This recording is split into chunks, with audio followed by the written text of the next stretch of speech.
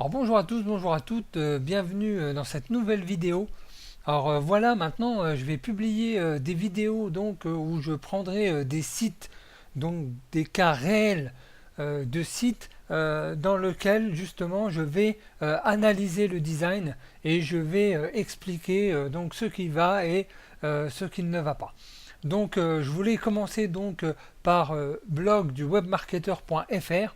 Donc c'est un blog sur le web marketing et donc je voulais analyser avec vous le design et vous montrer ce qu'il faut changer, ce qu'il faut garder, donc pour que vous puissiez aussi apprendre les théories, apprendre les conventions du design pour l'appliquer aussi sur votre blog, sur votre site. Alors ce qu'il faut savoir ici, donc on a le logo ici à gauche, bon c'est un logo on va dire assez sympa.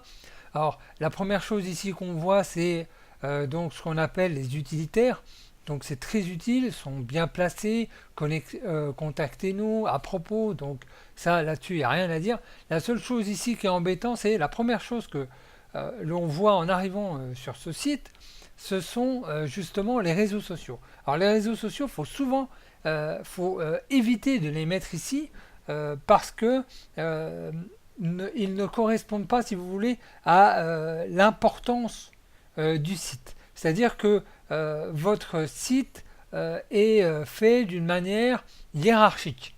Donc ce qu'il y a en haut, c'est ce qui est le plus important. Et puis je vais descendre pour avoir, bon, on va dire des choses à la fin un peu moins importantes. Donc c'est ce qu'on appelle la hiérarchie d'information.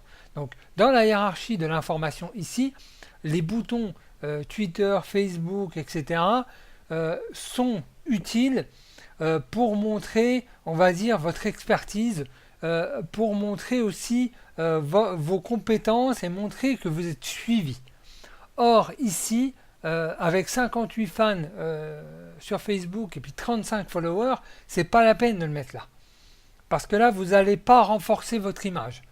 Alors, les gens, généralement, qui le mettent ici tout en haut, ils ont 1000, 2000, etc. Ils ont vraiment beaucoup de monde et ils le montrent, ce qui va donner aux visiteurs, on va dire, un, ça va donner aux visiteurs de l'assurance. Il va se dire, ah, il est suivi, donc c'est intéressant, je vais aller voir plus loin. Si vous en avez 10, vous en avez 15, ça sert à rien, il faut éviter de le mettre là. Donc ensuite, ce que j'ai remarqué dans ce site, c'est que vous avez ici donc les articles et vous avez tout de suite le fond. Alors, les couches sont mal organisées. C'est-à-dire que normalement ici, voilà, tout le tour, on devrait avoir une autre couleur qui va, si vous voulez, permettre à vos visiteurs de dissocier les couches, de dissocier aussi l'information. Donc l'information de l'image de fond et l'article. Donc on doit avoir comme ça une zone. Ensuite, ce qui ne va pas ici, c'est abonnez-vous à ce blog. Il y a juste adresse mail, il n'y a pas de pseudo. Le bouton, on a du mal à le voir parce qu'il ressemble au fond.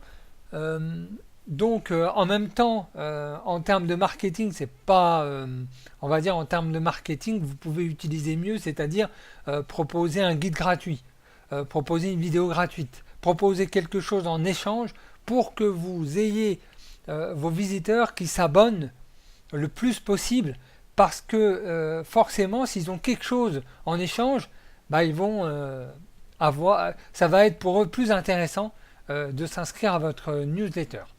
Donc ensuite voilà, on retrouve après devenez fan sur Facebook avec un j'aime. Alors ce que je voulais dire aussi par rapport à ça, c'est que ici on a un article et ici on a un autre article. Donc sur la hiérarchie de la publication, on ne sait pas quel article a été publié en dernier. Et généralement, ce qui marche le mieux, il y a des études qui l'ont montré, des études qui le prouvent, que les visiteurs ont besoin de savoir justement si le site a été actualisé. Donc ils aiment bien avoir un premier article ici, un deuxième article ici, de haut en bas. Voilà. Mais pas une hiérarchie de colonnes, mais une hiérarchie de un article dessus en dessous, au-dessus. Voilà. Donc ça, il faut éviter. Là, c'est marqué donc événements, tendance marketing. Ce sont, on ne sait pas trop si c'est des catégories. On ne sait pas trop si c'est le titre. Voilà, ça prête à confusion. Voilà. Donc, le but de cette vidéo, c'est pas de critiquer le site. Vous trouverez aucun site parfait. Même Facebook améliore tous les jours leur site. Amazon font des split tests, des tests A/B tous les jours, régulièrement. Ils ont énormément évolué. Voilà, un site à succès, c'est un site qui évolue. Donc, c'est pas un site qui est figé. Voilà, vous pourrez jamais dire j'ai un site, c'est le meilleur site, il n'y a rien à modifier. Non, c'est pas vrai. Il y a toujours des choses à modifier, il y a toujours pardon, il y a toujours des choses à tester, il y a toujours des choses à améliorer.